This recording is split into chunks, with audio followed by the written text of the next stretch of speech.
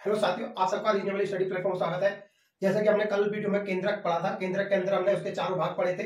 तो उसी के अंदर हमें एक सबसे महत्वपूर्ण टॉपिक जो हमने आपने कल बताया था कि डीएनए, आरएनए और जीन के बारे में हम डिस्कस करेंगे। तो हम सबसे पहले देखते हैं डीएनए।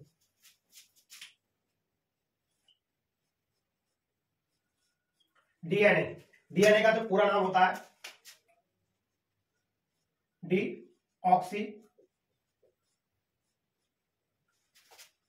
राइबोज न्यूक्लिक अम्ल। तो साथियों हमें याद रखना है जो डीएनए का फुल फॉर्म होता है डीऑक्सी राइबोज न्यूक्लिक अम्ल। साथियों आपको इसमें ये याद रखना है जो डीएनए होता है हमारा, मैंने आपको बताया था जो हमारे केंद्रक में ये धागे के रूप में पड़ा रहता है, किसके साथ मिलकर, प्रोटीन के साथ। और उस नाम को हमने क्या दिया था, क्रोमेटिन या क्रोमोसोम। आप पूछ सकता है कि क्रोमोसोम या क्रोमेटिन धागे क्या होते हैं। तो डीएनए प्लस हिस्टोन प्रोटीन का मिश्रण रूप जो धागे संरचना अनुसार केंद्रक में पीछा हुआ होता है। तो साथ हमें एक चीज और याद रखनी है, यहाँ पर ही हमें याद रखना यूकेरियोटिक कोशिकाओं में डीएनए धागानुमा होता है और जो हमारे प्रोकैरियोटिक होते हैं उनमें गोलाकार डीएनए पाया जाता है। तो साथियों इसमें हमें सबसे पहले याद रखना है, डीएनए को हम देखते हैं, इसका खुला रूप देखते हैं। डीएनए में साथियों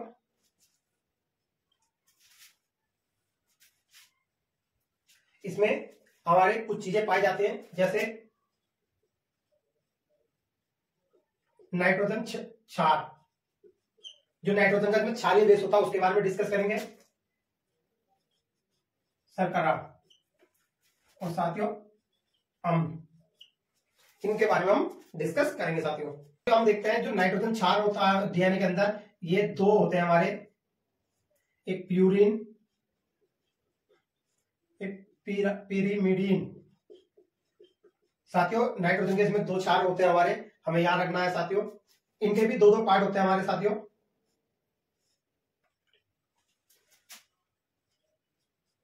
एडिनिन गुआनिन हम ए से दर्शाते हैं, इसे हम जी से दर्शाते हैं। साइटोसिन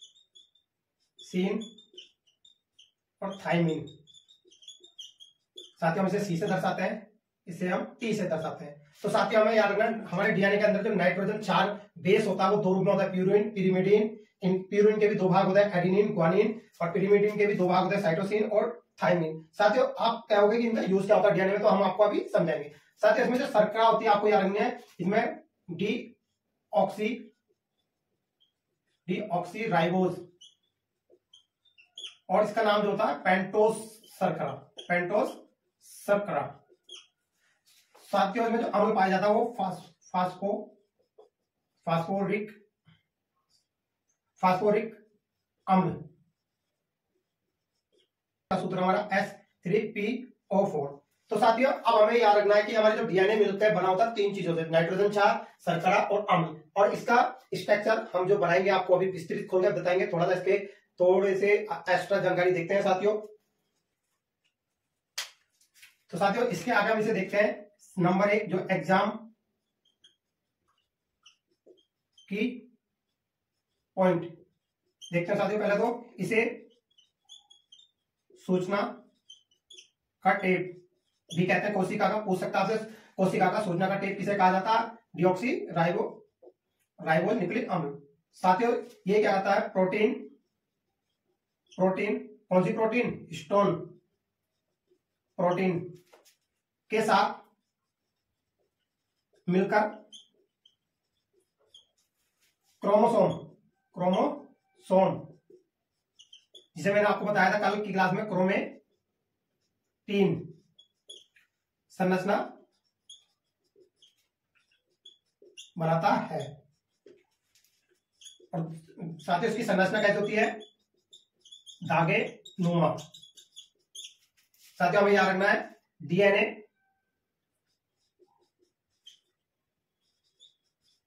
द्विकुंडलित शर्करा होती है। साथियों डीएनए की द्विकुंडलित संरचना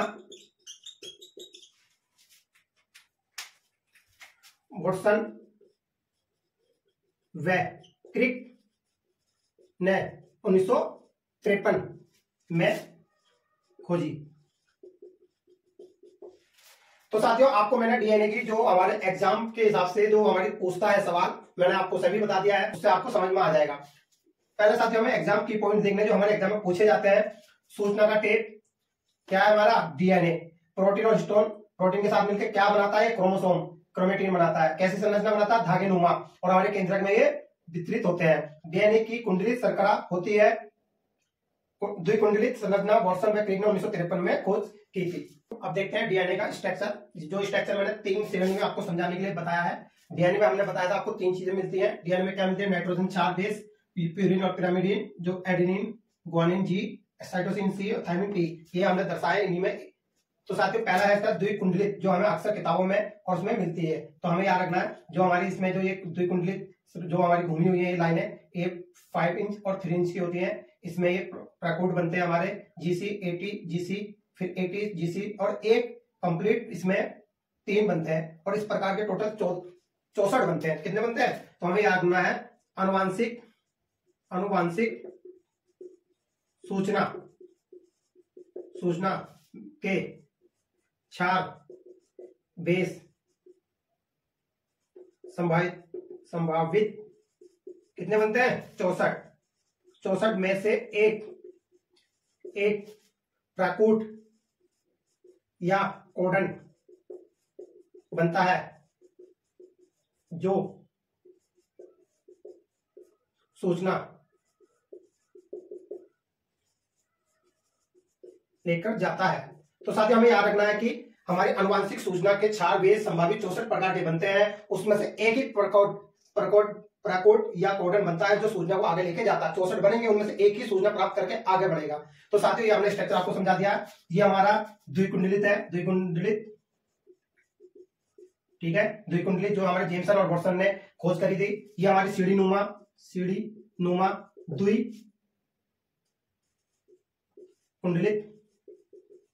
कुंडलित है। और साथ ही ये हमारा खुला स्ट्रक्चर है, खुला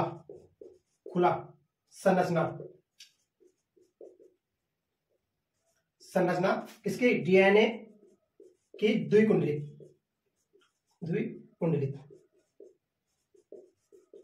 साथ ही इसमें देखते हैं जो हमारी ये लाइन होती है हमारी शर्करा और फास्फेट की बनी होती है। शर्करा और फास्फेट, ये शर्करा है हमारा और ये फास्फेट का में फास्फेट होता है, इसका समूह होता है। साथियों फास्फेट हमारा शर्करा से जुड़ा रहता है और इधर भी हमारा फास्फेट शर्करा से जुड़ा रहता है। शर्करा और शर्करा जो हमारा डीऑक्सीराइबोज होता है वो हमारा एडेनिन और थाइमिन आपस में जुड़ते हैं। और किससे जुड़ते हैं, हाइड्रोजन बंध से। तो साथियों हमेशा याद रखना इंपॉर्टेंट है सवाल के लिए एग्जाम की दृष्टि की कि एडेनिन और थाइमिन के बीच में कौन सा बंध बनता है, हमारा हाइड्रोजन बंध। ऐसे साथियों ये स्ट्रक्चर चला जाता है और हर किसी के बीच साइटोसिन और ग्वानिन, इसके बीच में भी कौन सा बनेगा, हमारा हाइड्रोजन बंध। साथियों इनके बीच में हाइड्रोजन बंध बनता है। साइड में हमारी शर्करा और फास्फेट मिले होते हैं। ये कंप्लीट ओपन संरचना है किसकी, डीएनए की। और डीएनए की जो हमारी बंध संरचना है हमारी किताबों में जो मिलती है ये मिलती है, जो हमारे सामने आपको मैंने दी है।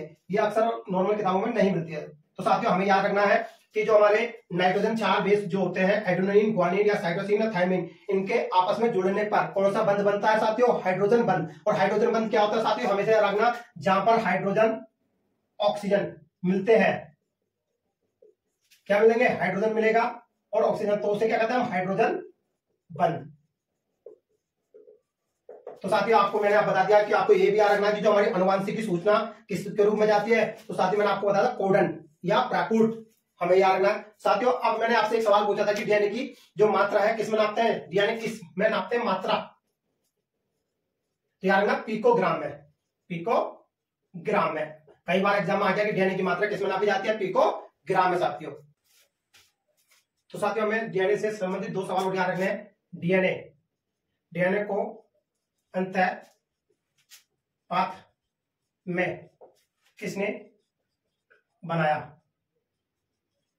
तो साथियों हमें याद रखना है ऑर्थर कॉनबर्ग। कई बार एग्जाम में सवाल पूछ चुका है कि डीएनए को अंतःपात्र में किसने बनाया था। साथियों एक इंपॉर्टेंट सवाल और है अनुलेखन। साथियों जो अनुलेखन है ये डीएनए से संबंधित होता है। तो देखते हैं साथियों कैसे होता है, जब डीएनए का तंतु तो गुच्छा सूचना का प्रतिरूपण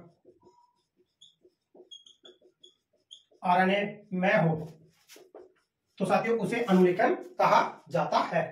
तो साथियों ये दो चीज आपको और याद रखनी है डीएनए से संबंधित। डीएनए को अंतर पात्र में किसने बनाया? ऑर्थर कॉनबर्ग ने। अनुलेखन क्या है? जब डीएनए का तंतु गुच्छा सूचना का प्रतिरूपण आरएनए में होता है।